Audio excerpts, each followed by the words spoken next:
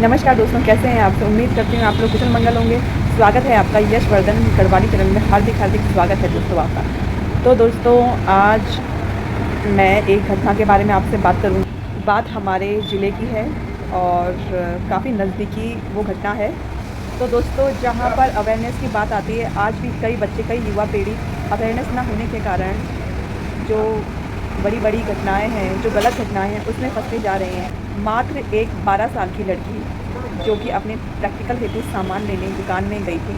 तो शायद ये करीब 2 बजे का समय था, दिन के 2 बजे का। तो वो सामान लेने जाती है और सामान लेके जैसे ही आती है तो वो घर नहीं पहुंच पाती है। फिर उसके बारे में पूछताछ होती है, फिर उसको ढूंढा जाता है। एक दिन होता है, दूसरा दिन आधा बीत जाता है, तो अचानक वो लड़की हरिद्वार में कहीं मिलती है दोस्तों। ये एक ऐसी घटना है जो कि मन को झंझोड़ देती है, क्योंकि हम भी माताएं हैं, हम पेरेंट्स हैं, तो हमें डर लगता है कि हमारी आने वाली पीढ़ी क्यों अवेयर नहीं रह पा रही है, क्यों वो सारी की सारी चीज़ें नहीं जान पा रही है, क्यों इन घटनाक्रमों में फंसती चली जा रही है। और भगवान का बहुत शुक्र है कि वो लड़की बच गई है। एक्चुअली रास्ते में उसे किसी ने टॉफ़ी दी, टॉफ़ी में नशा मिला था और वो वहीं पे बेहोश हो गई। और जो वो आदमी था वो एक पंडित, या फिर यूँ कह लो कोई साधु साधु पंडित और इस टाइप के कपड़े पहने हुए थे। कपड़ों का कलर था ऑरेंज।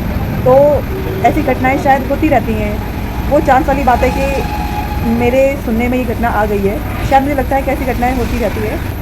तो उस टॉफ़ी में नशीला कुछ पदार्थ मिला था, जिसकी वजह से जो वो लड़की थी 12 साल की मात्र, वो बेहोश हो गई। फिर वो लोग उसको अपने साथ लेकर के गए। और जैसे कि आपको पता ही है कि जो उत्तराखंड पुलिस है वो बहुत अच्छा काम कर रही है, और उन्होंने उसको रास्ते में पकड़ लिया। यानी कि क्या हुआ कि उनको पता चल गया कि आगे पुलिस है, तो उन्होंने उस लड़की को वहीं हरिद्वार में छोड़ा और वो चले गए।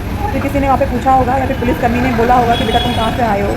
तो उस समय तो वो हल्की बेहोश थी। जैसे वो पूरी होश में आई तो अपना उसने पूरा का पूरा एड्रेस बनाया, और लड़की अभी सुरक्षित है और अपने घर में है दोस्तों। ये वीडियो बनाने का मेरा सिर्फ एक मकसद था कि अवेयरनेस, जागरूकता। आप जागरूक हो जाएं अपने बच्चों के प्रति, अपनी बेटियों के प्रति, अपनी बच्चियों के प्रति, अपने चाहे आपका बेटा लड़का भी क्यों ना हो, उसके प्रति भी आप जागरूक हो जाएं। और आजकल तो जागरूकता की बहुत क्लासेस चलती हैं, अवेयरनेस की क्लासेस बड़े बड़े ऑफिसर्स भी देते हैं। गवर्नमेंट की तरफ से भी चलती है, प्राइवेट की तरफ से भी चलती है। कम से कम हमारी युवा पीढ़ी को ये तो पता हो क्या सही है, क्या गलत, हमें क्या चीज़ लेनी चाहिए, क्या चीज़ नहीं लेनी चाहिए।